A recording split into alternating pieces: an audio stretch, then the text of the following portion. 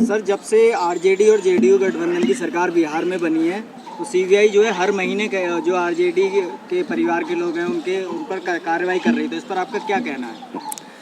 देखिए, बिहार में खास करके लालू जी के परिवार पर भारतीय जनता पार्टी और भारतीय जनता पार्टी शासित जो केंद्र की सरकार है, जिसका मुखिया नरेंद्र मोदी जी हैं, वो कोई पहली बार कार्रवाई नहीं, ईडी और सीबीआई का कार्रवाई कोई पहली कार्रवाई नहीं है। ये पूरे देश नहीं दुनिया जानती है। लेकिन मैं तो यही बात कहूँगा आपको कि बिहार के 40 में 40 सीटों का रिपोर्ट उनके पास आ गया है और बिहार में 40 सीट पर हारते हुए दिखाई पड़ रही है भारतीय जनता पार्टी।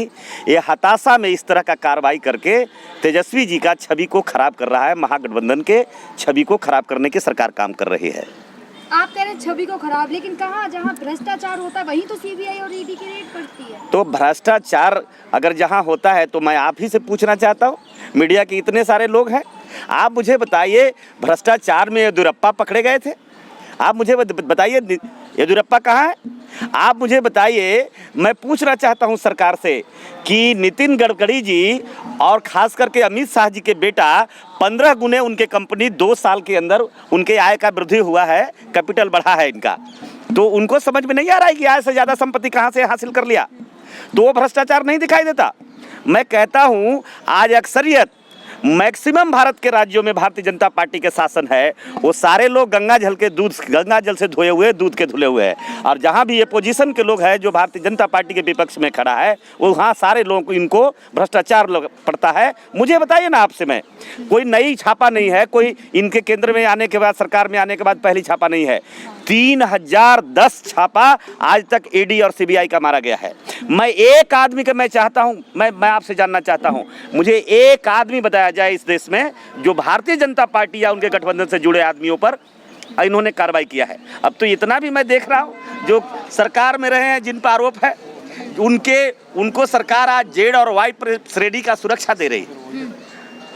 तो आप मुझे बताइए, जो भी हो रहा है दुर्भावना से ग्रसित होकर के सरकार काम कर रही है और उनको 2024 में जो ईडी और सीबीआई के पूछ पकड़कर बैतरनी 2024 का पार होना चाहते हैं नरेंद्र मोदी जी, ये सपना नहीं देखें। 2024 में बिहार नहीं, देश की जनता उनको सफाया करने का काम करेगा। सर, सीबीआई का कहना है कि जमीन ली गई और उसके बदले नौकरियां दी गई, तो इस पर आपका क्या कहना है?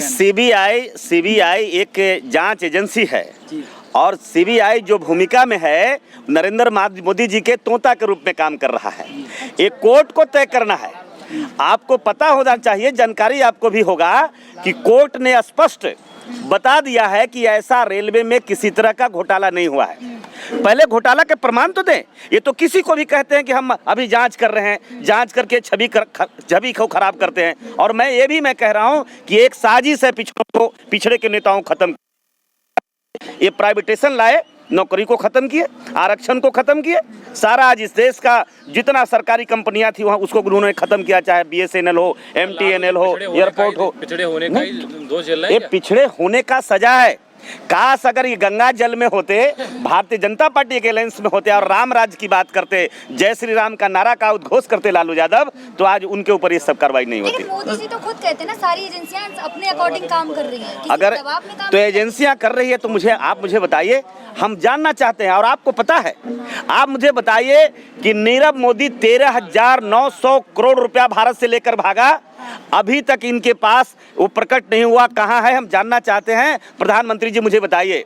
और विजय माल्या 9,000 करोड़ आज तक लेकर फरार है, अभी तक रिकवरी नहीं हुआ, भारत के सरकार के ट्रेजरी में पैसा नहीं आया था। अभी जो किसान मूवमेंट चालू हुआ, अभी भी लगातार चालू है, आज भी धरना हुआ है, इस जंतर मंतर पर आज भी धरना हुआ है। और इन्होंने अंदर से प्लानिंग बनाया था कि किसानों को, मजदूरों को जो अधिकार है खेती से भी इनको छीन लो और उसको भी प्राइवेट करने का, कॉन्ट्रैक्ट देने का ठेका इन्होंने ले लिया था। और राजनीति को भी पर देने का ये बहुत बड़ा षड्यंत्र है। मैं बहुजन समाज के, खास करके पिछड़े कमजोर वर्ग के लोगों को मैं आगाह करना चाहता हूं आज के आपके माध्यम से, मीडिया के माध्यम से, कि जगिए। और बिल्कुल हम जानते हैं कि इनकी चालाकी है, इनकी चालाकी बैलेट है, बैलेट नहीं, इनकी चालाकी ईवीएम है। बहुजन समाज अभी तक जगा नहीं है क्या? बहुजन समाज अगर जाग जाता तो हम आज भी मैं कहता हूं कि ये निकल नहीं पाते बाहर। इनके मंत्री जो आज घूम रहे हैं पूरे देश के खजाना लूट करके बैठे हैं, और जो हीरा चुरा के बैठा है वो स्वर्ग में बैठा है, आलिशान भवन में बैठा है, और खीरा का आरोप लगाकर बहुजन समाज के नेताओं को बदनाम किया जा रहा है, बहुजन समाज के लोगों को बर्बाद किया जा रहा है। ये बहुत बड़ी कॉन्स्पिरेसी है। अगर हम जागे होते तो ये घटना नहीं होती। आप आरोप लगा रहे हैं कि सीबीआई दबाव में है, लेकिन सीबीआई ने तो दिल्ली में भी कार्रवाई की है। दिल्ली में किस पे कार्रवाई किया जी। मुझे बताइए। दिल्ली में इसके पहले नहीं, तो देखिए, तो वही तो मैं कह रहा हूं कि ये सिर्फ है जो भारतीय जनता पार्टी के विरुद्ध में खड़ा है, जो एपोजिशन में खड़ा है, ये इनका कार्रवाई सिर्फ उन पे होता है। मैं कहता तो इसके पहले एक नहीं दर्जनों घोटालों का रिकॉर्ड है दिल्ली के अंदर, लेकिन अकेला मनीष सिसोदिया को टारगेट किया गया क्योंकि भारतीय जनता पार्टी के लिए कांटा दिखाई दे रहे थे। जहां भारतीय जनता पार्टी को नुकसान इन्होंने गुजरात में लगाए लो कि वैश्य वोटों में और अपर क्लास के वोटों में सेंध लगा रहा है अरविंद केजरीवाल जी, तो मनीष सिसोदिया और सत्येंद्र जैन और अन्य लोगों को जेल में रख करके ये दिल्ली के अंदर सत्ता में आना चाहते हैं। एक बयान आया है कि रेलवे का कहना है कोई घोटाला नहीं हुआ, तो इस पर आपका क्या कहना है? मैं बोल रहा हूँ रेलवे भी कहा है कि ये घोटाला नहीं है, कोर्ट में भी कहा है, और ये भी मैं कह रहा हूँ कि लालू जी ने भी घोटाला नहीं किया। जो चारा घोटाला के नाम पर इतने साल सजा काटा है, मैं आज भी मैं कहता हूँ लालू जी ने इस घोटाले को उजागर करने का काम किया था। लालू जी ने घोटाला नहीं किया। और ये बात आज भी मैं कहता हूँ, इतना साल जेल में रहे हैं, आज भी एक भी केस में, चाहे वो दुमका के केस हो, चाहे वो रांची का केस हो, या अन्य झारखंड के और कई जिलों में केस दर्ज किया गया, लेकिन आज भी सीबीआई कोई पुख्ता सबूत चार्जशीट नहीं दे सका जिसमें स्पष्ट रूप से इनके प्रत्यक्ष रूप से इनके ऊपर आरोप लगाया गया। सर, दिलीप मंडल जी का एक ट्वीट आया है कि जो सीबीआई है वही असंवैधानिक है। असम हाई कोर्ट ने नहीं, सीबीआई प्रधानमंत्री का बिगड़ा हुआ घोड़ा है।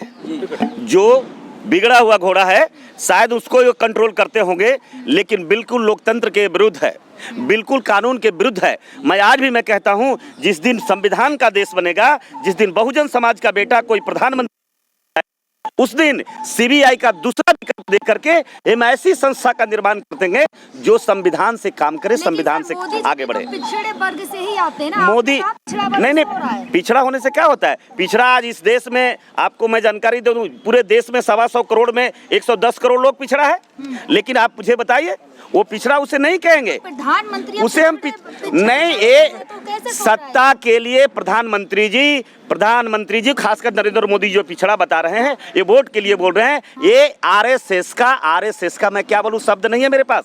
ये आरएसएस का घोड़ा है। इनके पीछे विश्व हिंदू परिषद है, इनके पीछे बजरंग दल का चेहरा है। एक अगर बताइए मुझे, आपसे मैं जानना चाहता हूं बहुजन समाज के मीडिया के लोगों, आप मुझे बताओ, अगर पिछड़े वर्ग का होते, कमजोर वर्ग के अगर नरेंद्र मोदी जी होते तो 10% आरक्षण किसको दिया? इस वंचित को दिया, जिसने आज भी पार्लियामेंट के मुसहर को दिया, आपने कमजोर वर्ग के लोगों को दिया, आपने डीएनटी के लोगों को दिया, पूरे जमीनें आदिवासियों को छीन लिया, आपने आदिवासियों के लिए स्पेशल दिया।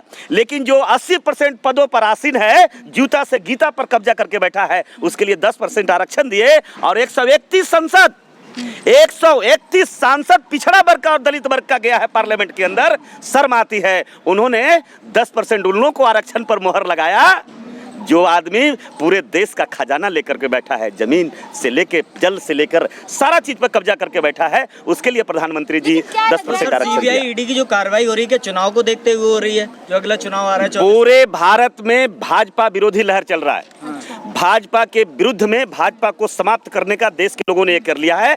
अब एक चाहते हैं कि सबको छवि खराब कर दो, सबको जेल के अंदर डाल लो, और उसके बाद में गंगा जल लेके। लेकिन सर आप कह रहे भाजपा विरोध, कहाँ सर? अमित शाह 2024 में भाजपा आना तय है। नहीं, अमित शाह जी को मैं नोटिस नहीं लेता।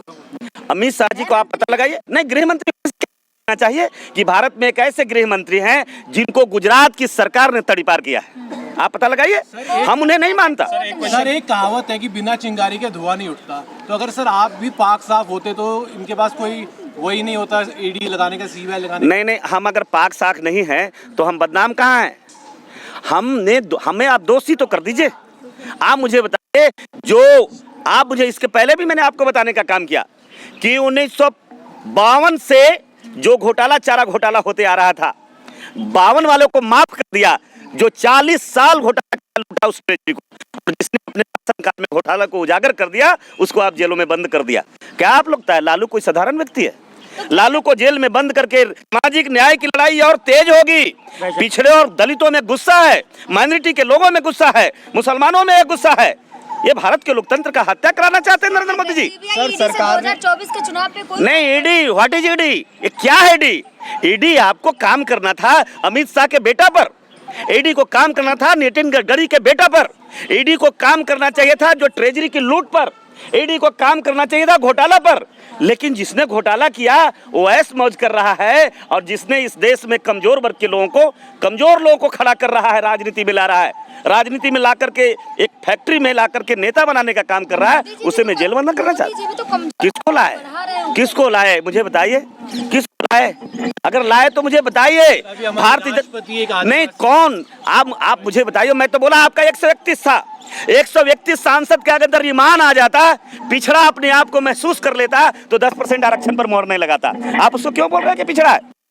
131 MP नकारा है पिछड़ा दलित वर्ग का। उसी तरह से जो नरेंद्र मोदी जी भी भारत के, जो हम आज भी मैं दावे के साथ में कह रहा हूं, प्रधानमंत्री जी अगर मोहन भागवत के दबाव में अगर काम कर रहे हैं, अगर ईपीएन से चुनाव हुआ, तो आज कांग्रेस के लोग और तमाम राजनीतिक पार्टियों को जो बहुजन समाज के सामाजिक न्याय की ताकत को मजबूत कर रहे हैं, तमाम लोगों से आग्रह मैं करूंगा कि सबसे पहले ईवीएम के खिलाफ खड़ा हो, और भारत के गांव में, भारत के एक एक सड़कों पर खड़ा होकर के बता दो ये मेरा देश है, ये मैं निर्णय लूंगा। लोकतंत्र ये कहता है, लोकतंत्र में जिनकी जितनी संख्या भारी उनको उतनी भागीदारी। देश के 125 करोड़ में 102 करोड़ लोग खड़ा होकर के ईवीएम को बहिष्कार कर दे, और उनकी हैसियत, उनको औकात मालूम पड़ जाएगा कि मेहुल चोकसी चुनाव जिताएगा, नीरव मोदी बताएगा, अडानी जिताएगा, अंबानी जिताएगा, कि देश का किसान और मजदूर जिताएगा। लेकिन सर आप बिहार से आते हैं, और बिहार में अभी मनीष कश्यप को लेकर काफी ज्यादा। कौन मनीष कश्यप? सच तक के हम मनीष, पत्रकार हैं। अब सच तक के पत्रकार हैं, आपके नजर में पत्रकार होंगे। मनीष कश्यप कोई पत्रकार नहीं है। अच्छा। मनीष कश्यप एक ब्लैकमेलर आदमी है, और मीडिया के आड़ में वही काम कर रहा है जो गोदी मीडिया के लोग काम कर रहे हैं। बिहार में गोदी मीडिया, मैं आज भी कहता हूँ, गोदी मीडिया, उसके जो आप जिसका नाम ले रहे हैं, आज से मैं चाहूंगा कि प्लीज उसका नाम नहीं लीजिएगा। बिल्कुल आप नाम लेकर बहुत बड़ा कर रहे हैं आप। बिल्कुल कोई आपसे, आज भी मैं कहता हूँ, आप उससे बड़े पत्रकार हैं, आप उससे बड़े सूझबूझ रखते हैं। आप मुझे बताइए ये किस पे इल्जाम लगाया गया? अरे थोड़ी भी तो शर्म करो। पत्रकारिता की थोड़ी सी अंश भी अगर होती, तो जो कारनामा और जो खास करके आज सोशल मीडिया पर जो चल रहा है, बहुत शर्म आ रही है। इसलिए मैं कह रहा हूँ, प्लीज आप लोग नाम मत लीजिए। सर वो सन ऑफ बिहार लिखते हैं अपने नाम के पीछे। Son of Bihar. तो 24 में जनता आपका साथ देगी। 24 की जनता हमारा देश, जनता हमारी है, देश हमारा है। ये देश में हम कोई बाहर से नहीं आए, ये जो बाहर से आए हैं इंपोर्ट वाले से पूछिएगा, हमको मत पूछिए। ये देश मेरा है, और देश के 114 करोड़ 115 करोड़ लोग हैं, वो फैसला करेंगे 2024 के लिए। किस प्रकार की राजनीति होनी चाहिए आपके हिसाब से? भारत में राजनीति समता का, समानता का, बंधुत्व का, भाईचारा का, सेकुलरिज्म का, प्रियम्बल का, संविधान का, ये राजनीति होनी चाहिए। हम बाबा साहब के संविधान से देश चलाना चाहते हैं, और उस संविधान में प्रोविजन है कि इस देश में चाहे दलित हो, यागड़ा हो या पिछड़ा हो, बाघ और बकरी दोनों एक घाट पर पाले। जो हिंदू राष्ट्र की मांग हो रही है उसका क्या है? ठीक है सर, धन्यवाद। Thank you sir. आपको बहुत बहुत धन्यवाद।